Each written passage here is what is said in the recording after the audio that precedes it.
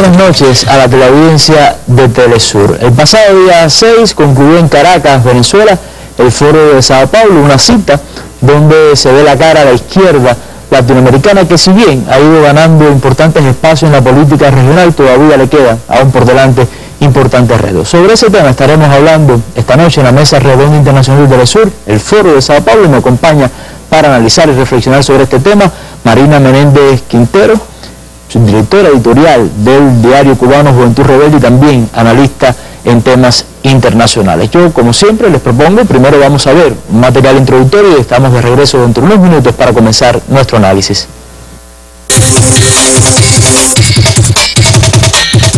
El son venezolano recordó la esencia que abraza a los progresistas que se reunieron por 3 días en el Foro de Sao Paulo para elevar sus voces, un espacio donde luchas como las del pueblo palestino son visibilizadas. Han transcurrido 2 décadas y su creador, el presidente Lula da Silva, quien sorprendió con un video, jamás pensó que se llegaría tan lejos. Naquela época, a esquerda só estava no poder em Cuba. Hoje, governamos um grande número de países e mesmo onde ainda somos oposição, os partidos do Fórum têm uma influência crescente na vida política e social. Se cruzaron las experiencias. El cónclave de la izquierda ratificó que un mundo mejor es posible, bajo el modelo socialista. Nosotros somos el producto del desgaste de un modelo económico y político, el neoliberalismo, que llegó a tales extremos de inequidad, de explotación, de saqueo y de entreguismo, de colonialismo, que los pueblos dijeron basta y empujaron en democracia la elección de gobiernos progresistas a lo largo y ancho de la región. Todo esto nos conduce a una importante conclusión: no podemos fallarle. Como no podrá fallarle Ecuador al fundador de Wikileaks, según el Foro de Sao Paulo, que pidió que el gobierno del presidente Correa concediera el asilo político a Julian Assange. Wikileaks ha puesto de manifiesto las mentiras permanentes de la política exterior de los Estados Unidos, y por eso no le van a perdonar la vida.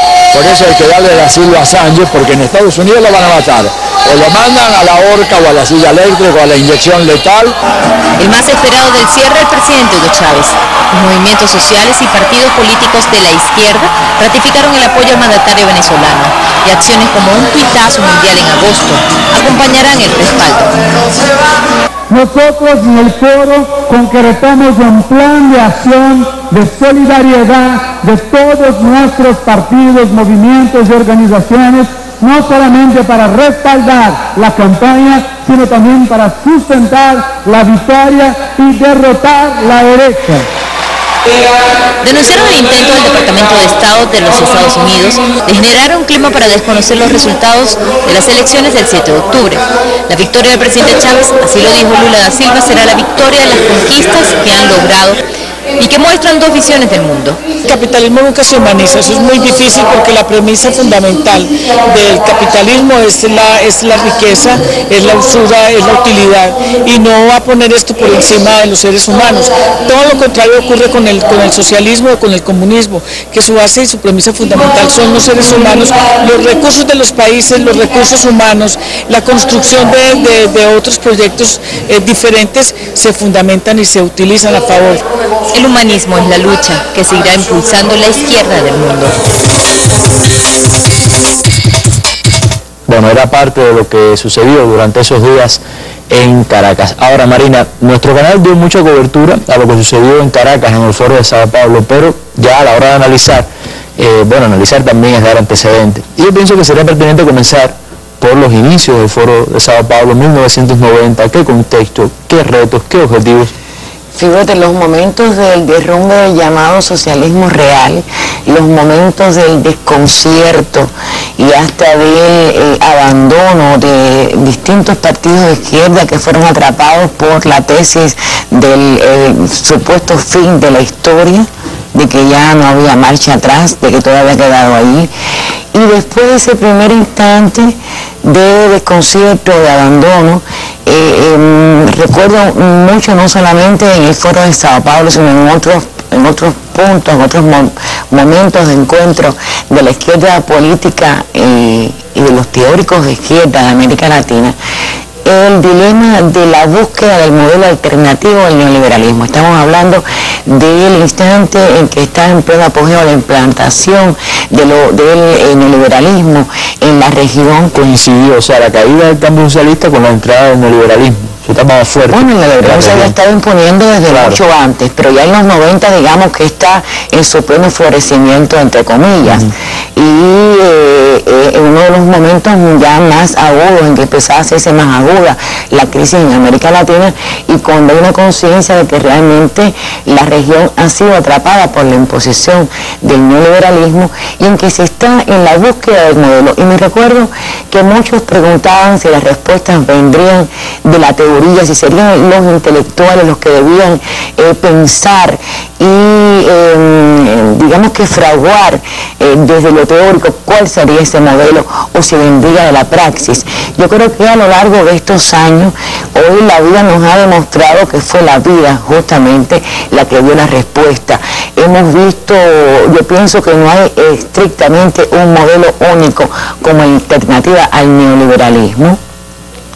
Si bien ya hay conciencia, y eso de alguna manera está estampado en la declaración final de este foro, y por eso creo que es tan importante, hay conciencia de que el único sistema capaz de garantizar una vida, un sistema equitativo y con justicia social es el socialismo, si bien el foro no se pronuncia únicamente como socialista. Eso tiene que ver ya... Aquí hay una izquierda amplia y plural también. Eso tiene que ver ya, Marina, con el contexto actual, o sea, con los retos actuales del foro, o sea, esa evolución que ha habido, con los retos actuales, de alguna manera, bueno, son esas conclusiones las que se sacan, ¿no? Claro, mira, yo creo que en este devenir no podemos desconocer, como te decía, primero el papel resorte que hicieron las mismas medidas leoninas aplicadas contra nuestros países, que pusieron en marcha a los movimientos populares, que desataron la protesta social, la movilización social. Después, por supuesto, también el papel que jugaron estos mismos movimientos populares y la población en la elección de los gobiernos progresistas o de izquierda que hoy están en el continente, es decir, el uso de la vía electoral para llegar al poder, que también era un tema de cuestionamiento en los momentos de los primeros años de los 90, es decir, cómo se llegaría al poder, se empezaba a construir desde abajo, cómo se llegaría arriba.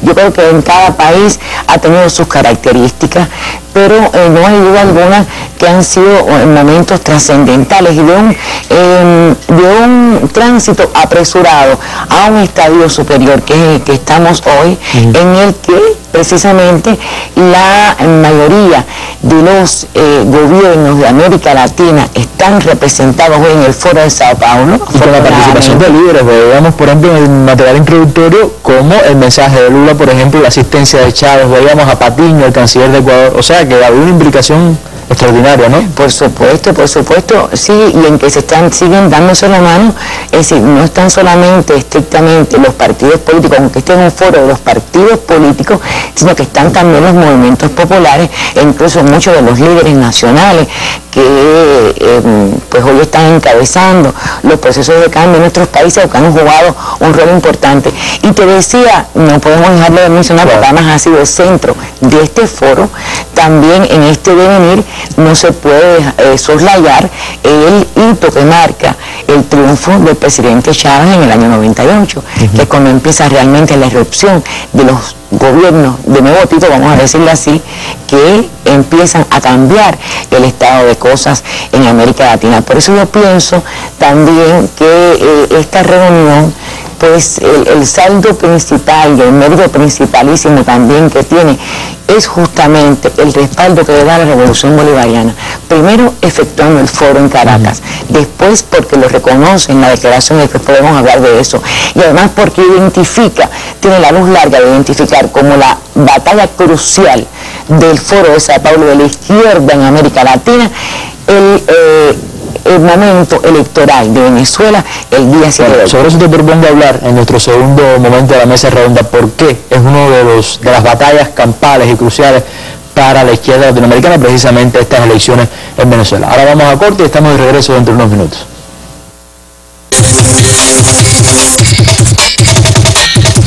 Creo que la oportunidad para la izquierda del mundo, particularmente América Latina, pero también del mundo entero, de reunirnos en Caracas, una reflexión, es una reflexión para la acción, no es una reflexión para el goce intelectual, para el goce estético, y una reflexión necesaria tras una década virtuosa, donde las izquierdas han pasado a conducir los procesos en América Latina, donde la izquierda viene de vuelta con Holland en Francia.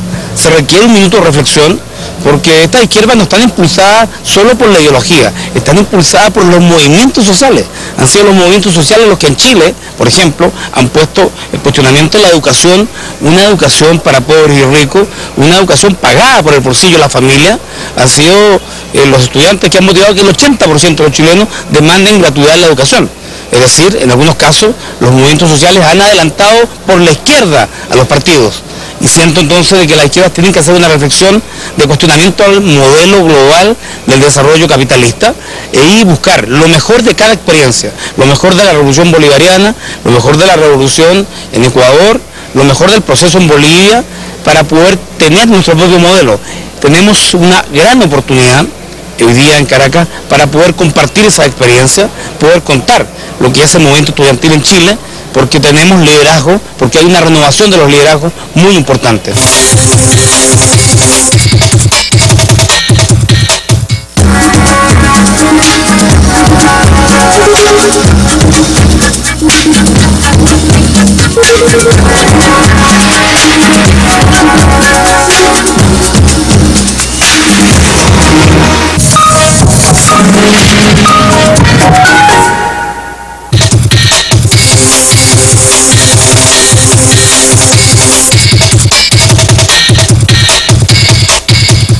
La izquierda reivindica la bandera de la democracia verdadera, la democracia participativa, protagónica, reivindica la independencia también de nuestros pueblos, reivindica nuestra soberanía, pero también reivindica la justicia social y reivindica la necesidad de crear un modelo nuevo, distinto, que efectivamente no hay una alternativa distinta al socialismo que se pueda enfrentar al capitalismo y que efectivamente podamos reconstruirlo en función de los nuevos retos, por ejemplo, el tema ambiental, el tema de cambio climático.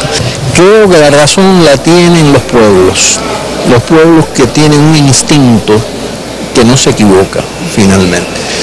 Tal vez se pueden equivocar en momentos específicos, pero en los grandes trazos históricos no se equivocan. Los pueblos y dentro de los pueblos las izquierdas, sin duda alguna. Las izquierdas sin pretender catalogarlas bajo una etiqueta, pero las izquierdas, que es decir, la causa popular, el compromiso con los de abajo, el compromiso con los pobres, el afán de justicia social. Yo creo que esos son los que triunfan finalmente.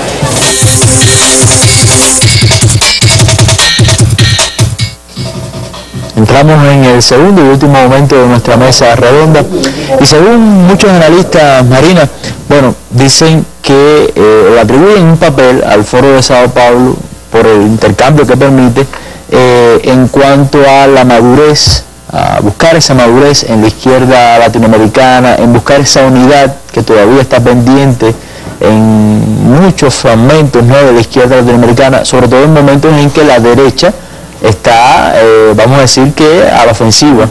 ¿Qué piensas al respecto? Sí, no, yo creo que, fíjate, ahí Osvaldo decía una cosa interesante, ¿no?, que un poco tenía que ver con lo que estábamos hablando antes, es decir, los pueblos son los que han ido dictando pauta y por suerte han encontrado y han sabido hallar también a los líderes necesarios para llevar a cabo los cambios y para ir creando, incluso sobre la marcha, que es lo más lindo de todo esto, cada uno su modelo, como también decía el senador chileno, como estamos viendo hoy que está ocurriendo en Chile, retardadamente, los movimientos sociales de se van por encima de la izquierda política, los jóvenes jalonando los cambios, el reclamo, en el país donde la dictadura fue utilizada justamente para imponer como vitrina al modelo neoliberal. Eso es muy interesante. Ahora, ¿cómo ves este reto de la derecha al acecho? El foro, sin duda, tú me preguntabas, es un lugar de confluencia, de intercambio de experiencias válido para esto, pero sin duda alguna, hoy, es decir, no solamente no es para nada, únicamente un momento de regocijo de ya estamos aquí. el reciente golpe parlamentario contra el presidente Lugo en Paraguay, el intento reciente bajo un supuesto motín policial contra la refundación de Evo Morales en Bolivia, también el levantamiento policial, que era otro golpe contra el presidente Correa en Ecuador, bueno, la intentona fallida en Venezuela, y el de Honduras, y el golpe en Honduras, nos están diciendo que la derecha, y es algo que también reconoce el foro, ya sea por la vía más agresiva o disfrazada, bajo el ropaje institucional, está trabajando y está además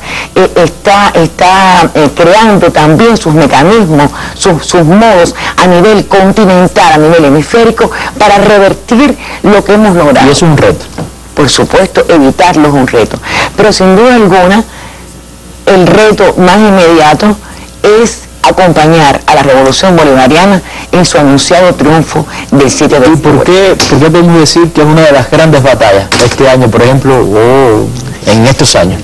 Venezuela no solamente fue el país con el acceso del presidente Chávez que empezó a marcar la pauta en el cambio de época. Venezuela está jalonando hoy el movimiento integracionista en América Latina y el Caribe, lo sabemos, ha sido líder, sigue siendo líder en ello, y sin duda alguna es el movimiento de cambio, vamos a decir así, para poder englobarlos a todos, más radical y más avanzado después de Cuba, por supuesto, de los nuevos que se están gestando en el continente.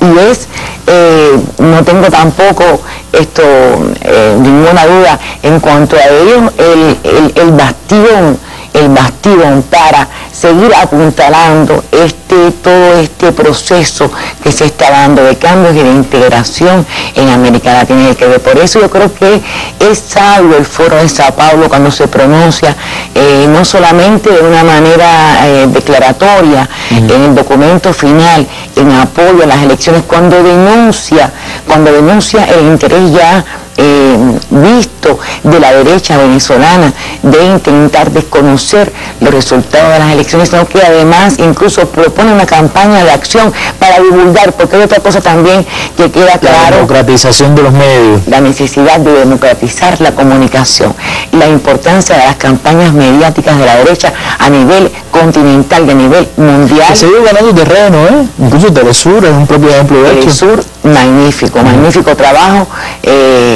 para llevar la luz de la verdad. Por ejemplo, el circo monstruoso que fue el supuesto juicio parlamentario contra el presidente Lugo, lo vimos gracias a Telesur y pudimos conocer de verdad la entraña de aquel circo montado para demover a uno de los presidentes que también, aunque a un ritmo más lento, incluso estaba buscando estos modelos, cada uno a su manera, de justicia social, de bienestar para los pobres al menos.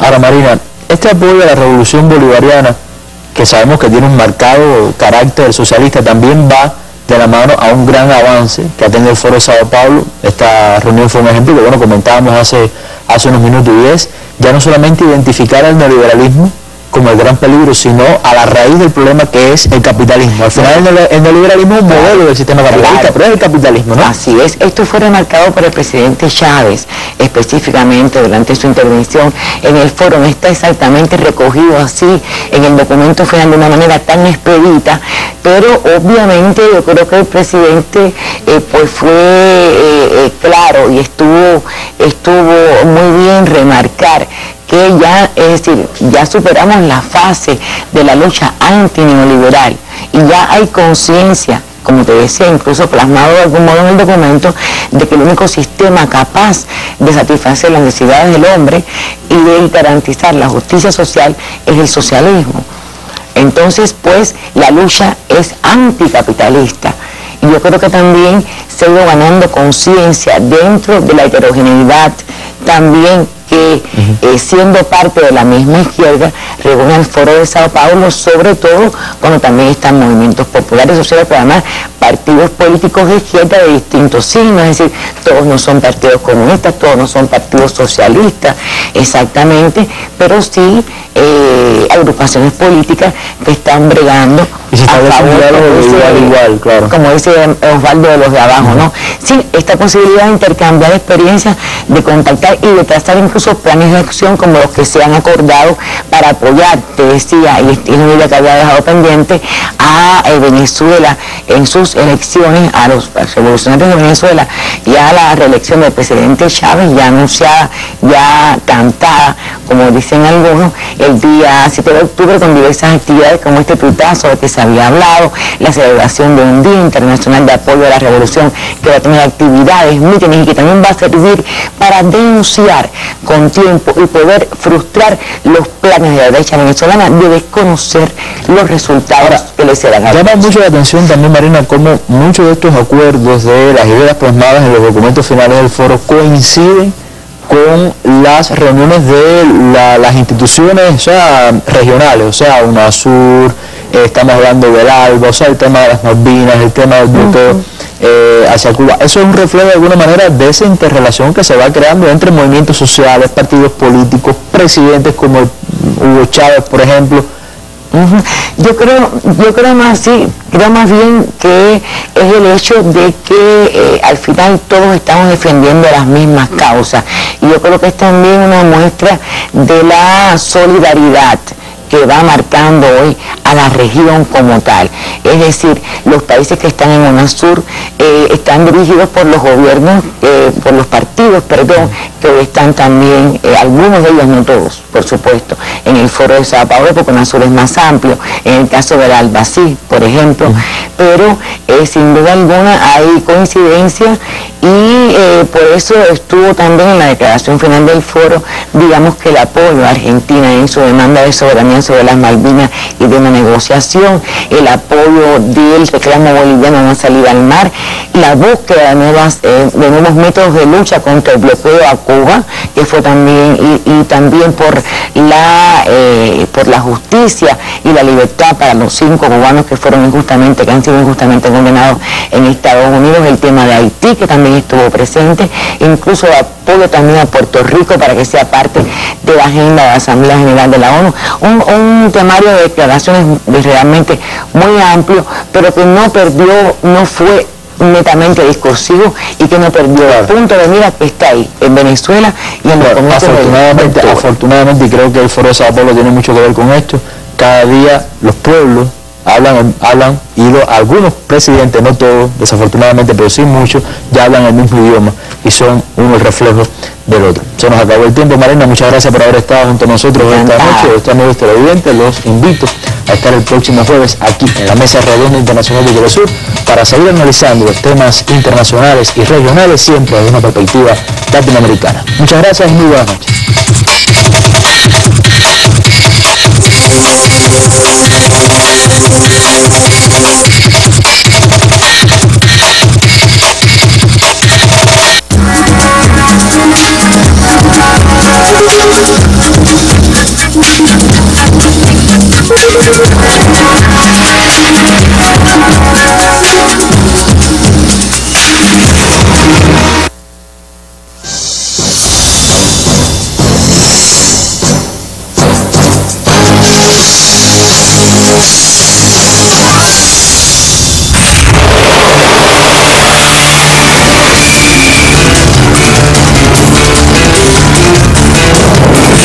Military mission in Libya is clear and focused.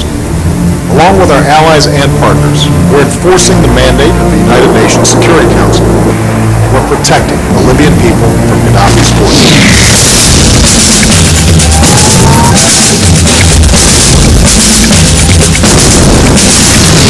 Le courage du peuple libyen, sa ténacité, a démontré au monde que tous les peuples aspiraient à la liberté et à la démocratie.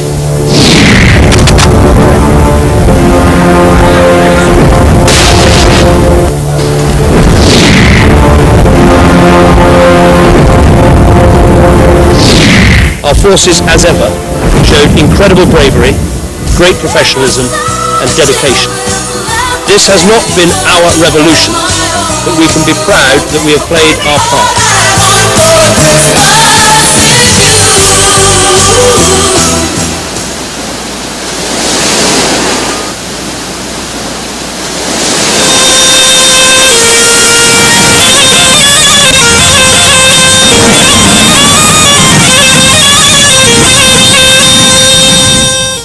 Yo empecé hace como 4 años a escribir porque venía a Libia y vi lo maravilloso que era el país, lo bonito que era, cómo era su gente, el desierto que me encanta.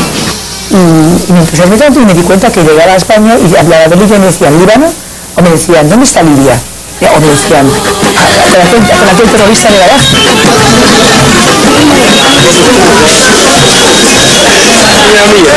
Essere in Libia da un lato è una sfida, perché ci invita ad aprirci ad una cultura, una religione, una storia.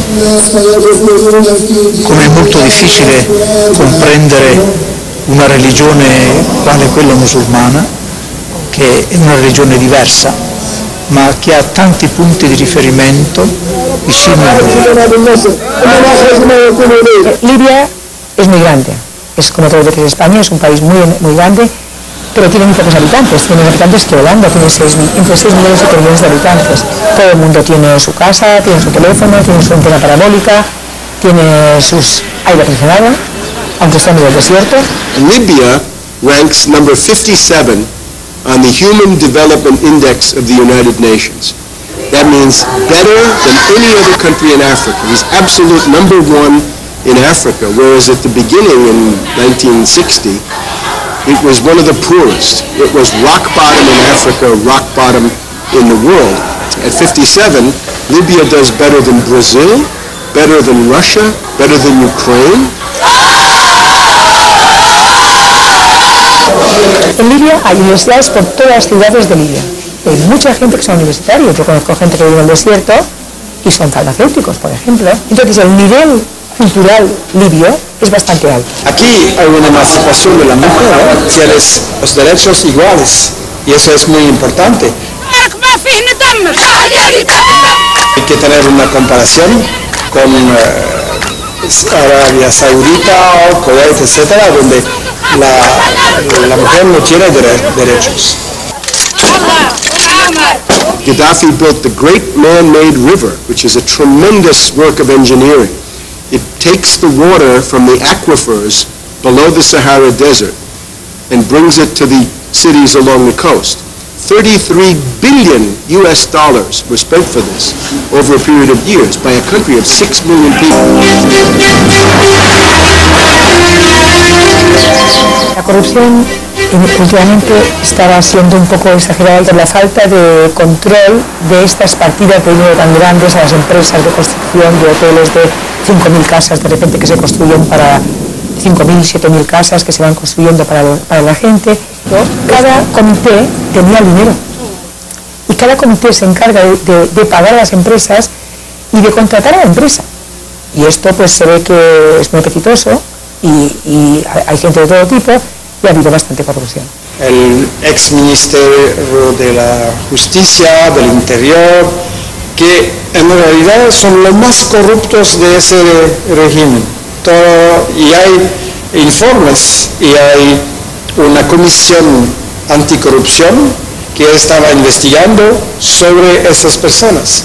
Y el traidor Mesmari, el jefe del protocolo que fue a París para conspirar con Sarkozy, ha salido con 250 millones de dólares. O sea, este es el punto que puede haber hecho que haya gente que estuviera en contra del gobierno, la corrupción. Que es lo que el líder decía, o el gobierno decía, que había que corregir, que había que cambiar urgentemente, y por eso intentaban cambiar el sistema de financiación y de economía del país. I have to say, though, one of the problems of Libya is that in 2003, the International Monetary Fund was demanding privatizations, and they did this in Morocco, in Tunisia, in Egypt, in Jordan, And I'm afraid Colonel Gaddafi allowed a lot of privatizations to take place. He feared an invasion from the United States, from Bush and Cheney, so he made concessions. He privatized some of the oil and other industries, and this is one of the reasons why the unemployment rate here was practically zero. It might have been 1%, and it went up to about 15 to 20% at different times. And that's one of the ways that this current rebellion was produced. So for all of these reasons, there's been a tremendous hatred of Gaddafi. Había gente que estaba en contra de Gaddafi, gente que estaba en favor, gente que protestaba. La gente no es que estuviera todo el mundo adorando al gobierno, cada uno tiene su opinión como en cualquier país. La Libia aveva creato un rapporto di amicizia con la Francia, con la Spagna, con l'Italia, con tutti i paesi europei. Avevano creato un rapporto di amicizia, di intesa, di conoscenza reciproca, di aiuto, e poi tutto è cambiato in un momento. Ecco, perché? Cosa è venuto? Per cosa? Qual è venuto? Qual era il desiderio dell'Europa? Perché? Perché hanno voluto cambiare?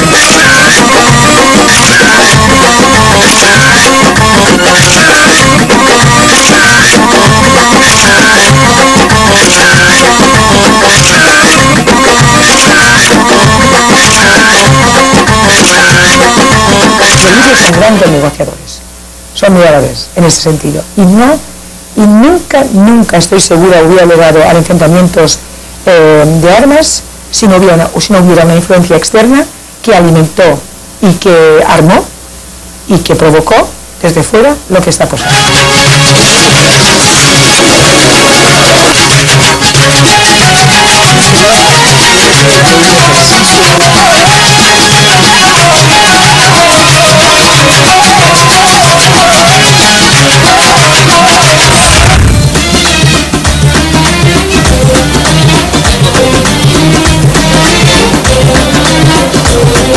Cuando vine a Libia en enero, todo estaba perfecto, no había ningún problema, la gente decía, lo que ha pasado en Túnez y en Egipto aquí nunca pasará. Now, it also comes in the middle of the so-called Arab Spring. What's the Arab Spring? The Arab Spring is a wave of destabilizations, color revolutions, putsches, golpe, palace operations of the US and the British against all countries, even puppets. Even Mubarak, Ben Ali. Au début, il y avait des manifestations chaque semaine à Benghazi, depuis déjà très longtemps, de gens qui demandent justice pour des meurtres qui ont eu lieu lors d'une rébellion dans une prison. Et on a pour mettre fin à la rébellion dans la prison, beaucoup de gens ont été tués. Et donc, les familles de ces victimes réclament justice depuis plusieurs années. C'est une affaire très compliquée. Bon. Et ils manifestent librement toutes les semaines à Benghazi, encadrés par la police qui les aide à manifester. Hay naturalmente protestaciones y gente que tiene problemas y que quieren más democracia, y también hay problemas en la región del este de desarrollo desigual. Es una realidad. Benghazi es un área que siempre ha estado en contra del gobierno, esto es verdad, Ahí siempre ha habido enfrentamientos entre Benghazi y el gobierno, pero es algo normal, como los catalanes en España, y, o sea, en todos los países, pero no para una guerra, sino enfrentamientos de puntos de vista. Entonces, según dicen, de repente, sin aviso, se levantó muchos jóvenes, lógicamente porque quieren cambiar, y fueron estudiantes, al principio pensando que era una revolución, se unieron. La gente de Benghazi al este, eso fue anteriormente la provincia en alianza con el colonialismo italiano y británico. Y anteriormente aquí fue un régimen del rey Idris, que fue una monarquía muy atrasada y la gente vivaba miserablemente. Et là, le 17 février, au cours de cette manifestation, les éléments armés sont intervenus, il y a eu des tirs, on ne sait pas d'où, on ne sait pas comment ça s'est passé. Et il y a eu des morts dans cette manifestation. L'OTAN dit c'est le gouvernement qui a tiré sur les manifestants. Et le gouvernement nous dit mais non, ça n'est pas nous. Et d'ailleurs, pourquoi l'aurions-nous fait, puisque ces gens, nous les aidions à manifester depuis déjà de plusieurs mois. Bon. Donc ça n'a pas de sens, cette histoire. Lo que pasa es que enseguida aparecieron las armas, los incendios, empezaron a robar armas, a matar gente, a hacer unas listas negras. Les salió que muchísima gente que estaba llegando eran desconocidos, nadie sabía ni quién eran. On a dit qu'il y avait eu 6 000 morts à Benghazi. 6 000 morts. We identify some individuals with de facto or formal authority who have authority on the security forces who allegedly committed the crimes. They are Muammar al-Gaddafi, his inner circle, including some of his sons, who had de facto authority. C'est pour ça que le Conseil de sécurité a voté la résolution 1973 autorisant l'intervention militaire ici. To the Libyan people and to the League of Arab States, the Security Council has authorized the use of force, including enforcement of a no-fly zone, to protect civilians and civilian areas targeted by Colonel Gaddafi. Mais 4 mois plus tard, le procureur Ocampo, pour le tribunal pénal international, dit lui-même qu'il n'y a jamais eu 6 000 morts, que ça n'est pas vrai. Et le procureur dit, nous pensons qu'il y a eu 208 morts. The Figaro newspaper, the French newspaper, just last Wednesday saying 10,000 Libyans have been killed in Tripoli, in this capital city. I've had people coming up to me everywhere saying, why are they saying this? Where are these 10,000 people that are supposed to have been killed by government forces? They don't exist. 2 Libyan pilots defected to Malta because they refused to bomb civilians. Where are the pilots? Where are the planes in Malta? In the media, we only saw 2 aeroplanes in an airfield. We didn't know where the airfield was.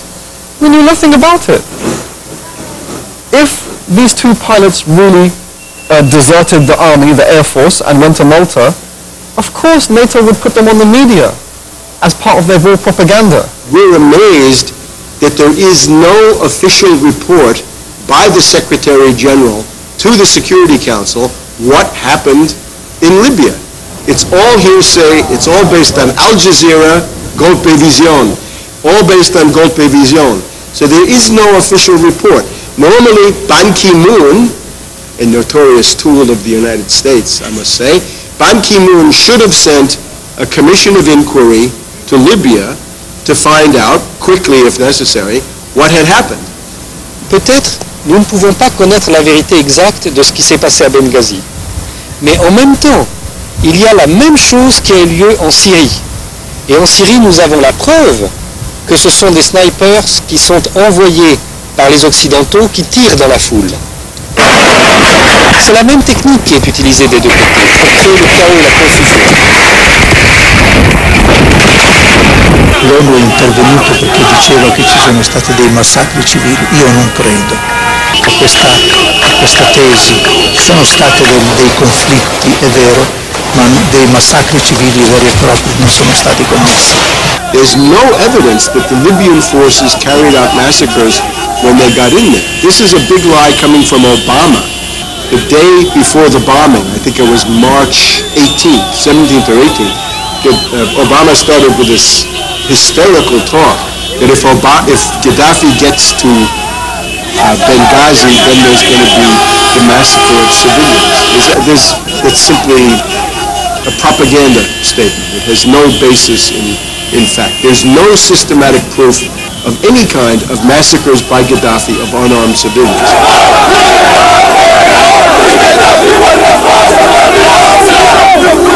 Dans le cas de la Libye, quand on a demandé au procureur Ocampo comment il avait fait son enquête, il a dit « mais j'ai fait une enquête internationale ».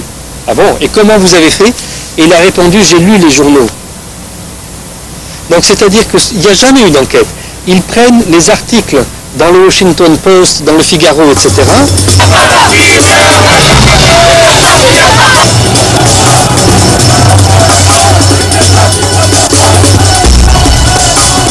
While the revolution, the coup, is supposed to work through shock, that the leaders become disoriented, they see a mob, they see threats, they see international intervention coming, and they're supposed to leave. But the interesting thing with Gaddafi is that he was courageous, he kept his head, and he said, no, I'm going to stay here and fight.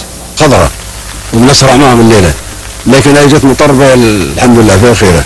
هذا مبين لنا مننا يعني في طرابلس وليش في فنزويلا. ما تصدق الإذاعات الكلاب هذه الظل. سلام. Era una conspiración clarísima que se ha ido viendo sobre la marcha. O sea, al principio, claro, todo el mundo se quedó engañado. Había bastante gente que quiere cambio. Todos, en cualquier país del mundo. Y sobre todo la gente joven. J'ai mis 3 semaines avant d'être bien sûr que, oui, tout ça c'est inventé, c'est une manipulation, mais les 3 premières semaines, j'hésitais.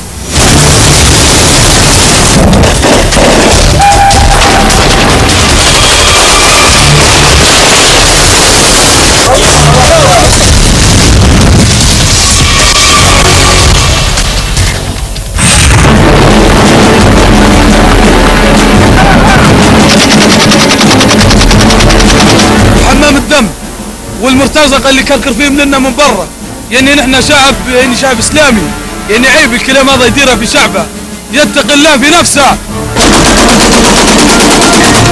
The rebellion against Colonel Gaddafi is an attempted putsch or golpe, right? Golpe de Estado Militar, and it's planned cynically well in advance. Now here, with the ingredients, I would say are the following.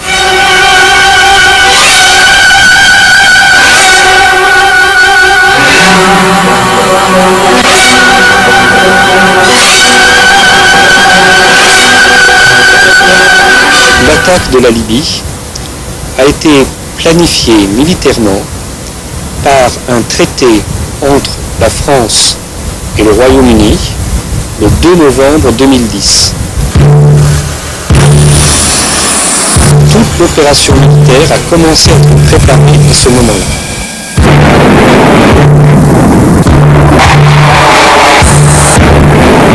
Es decir, que no se trataba de un movimiento espontáneo de toda la población como en Tunisia o en Egipto.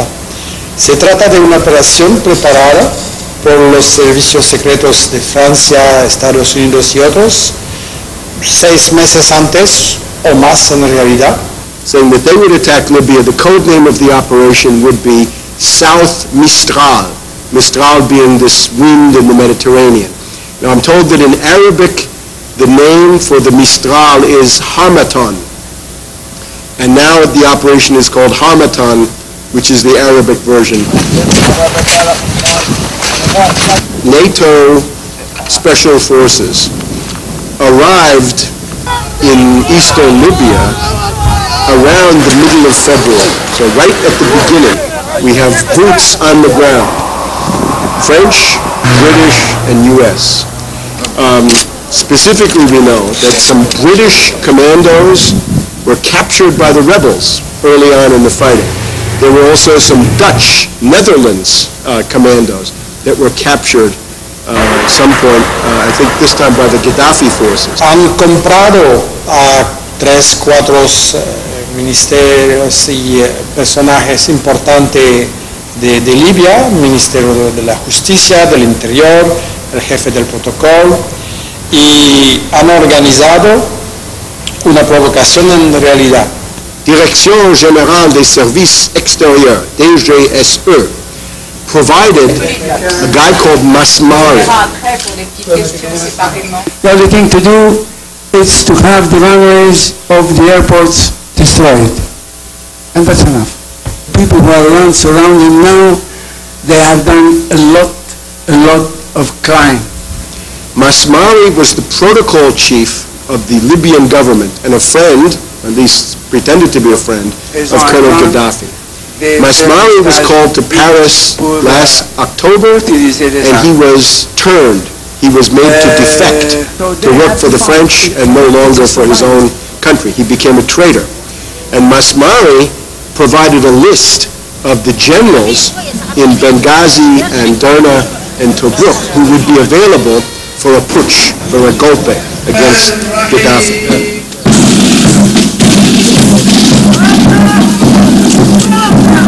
British have provided their networks in this area of Cyrenaica.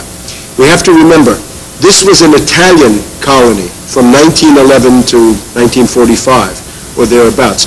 The monarch was King Idris. He was supported by the British. And during the Italian time, the British would send in weapons through Egypt into Cyrenaica. So they have old networks in that part of the country. And these are the tribes, the Obeidat and the Obeidat are one, who were the ruling class with Idris. They were the court of the monarchy. So they hate Gaddafi because he made them less important.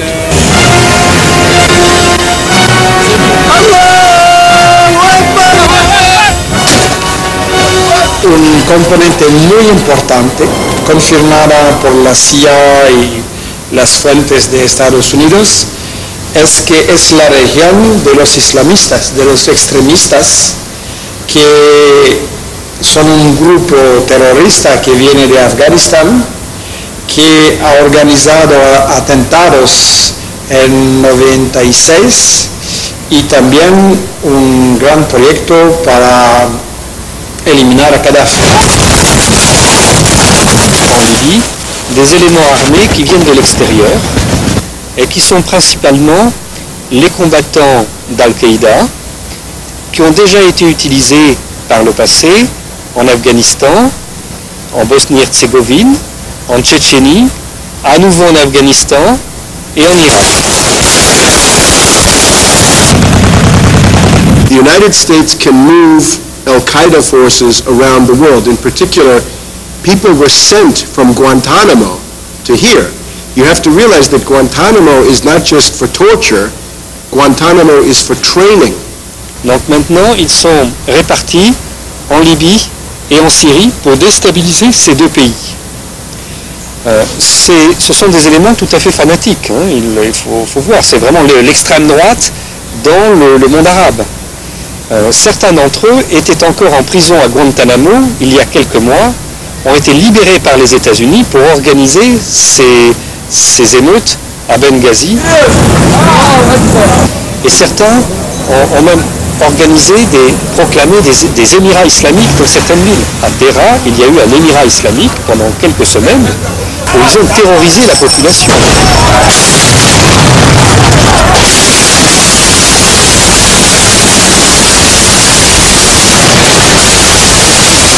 From the U.S. is Hafter. Hafter lived in Northern Virginia, close to me. He was my neighbor. He lived there for 20 years, close to the Pentagon, close to the CIA. Hafter is now the military commander of the rebellion. So he was sent. He was the head of the Libyan National Salvation Organization, which is a CIA front organization.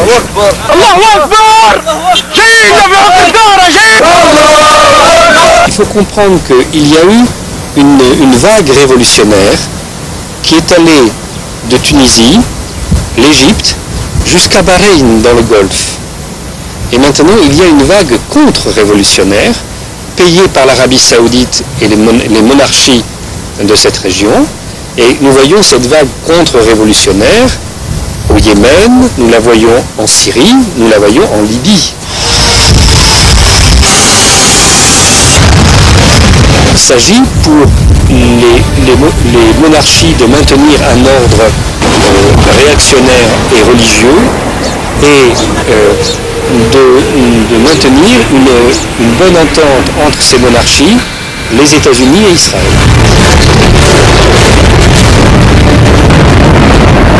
The general picture is the CIA and the State Department say no more independent governments, no more sovereignty, no more nation states.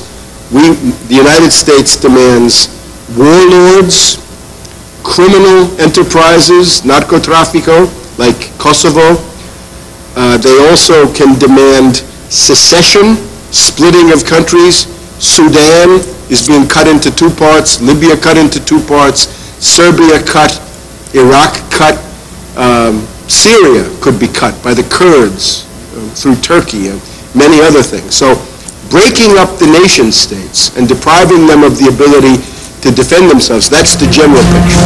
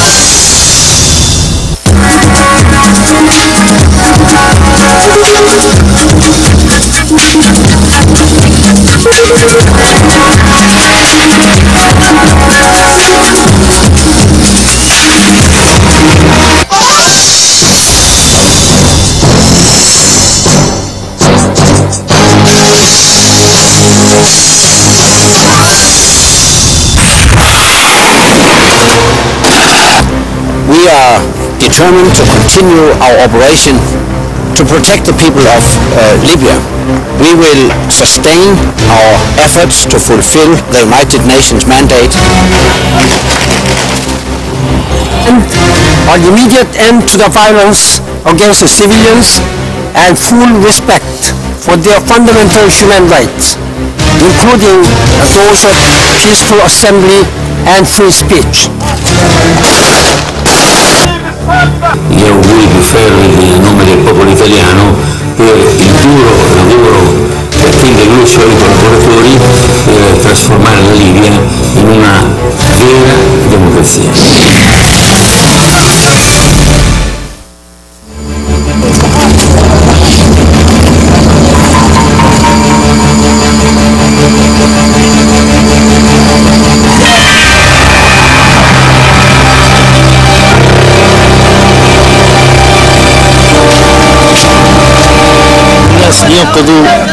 ينقذوا الناس الموجودين والضحايا. تم قصرهم مرتين. أدى إلى أضرار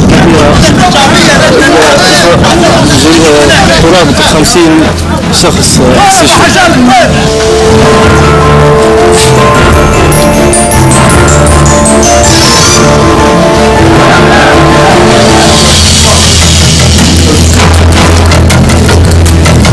ليش هذا؟ ليش؟ أطفال مشاكل مدنية فترة كلها ليش؟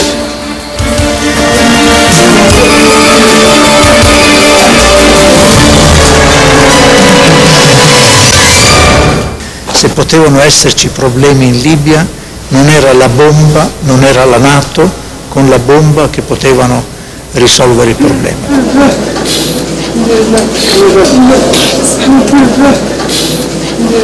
Anche se erano i punti di riferimento erano le caserme militari, i siti militari, ecco, però di fatto accanto ai siti militari sono stati molti civili.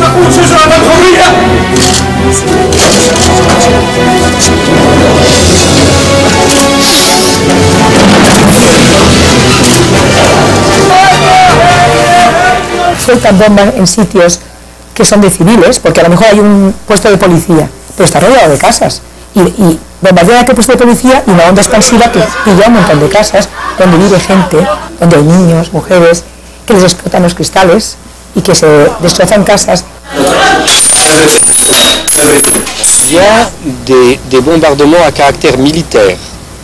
Donc on détruit l'armée libyenne avec l'idée que ainsi l'impérialisme pourra facilement s'installer dans le continent africain.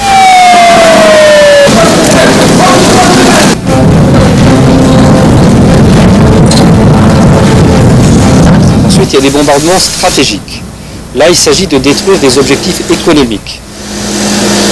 Han bombardeado un depósito que además no lo pueden utilizar, porque además de bombardearlo, es con estas bombas que tienen uranio y tienen sustancias que son tóxicas.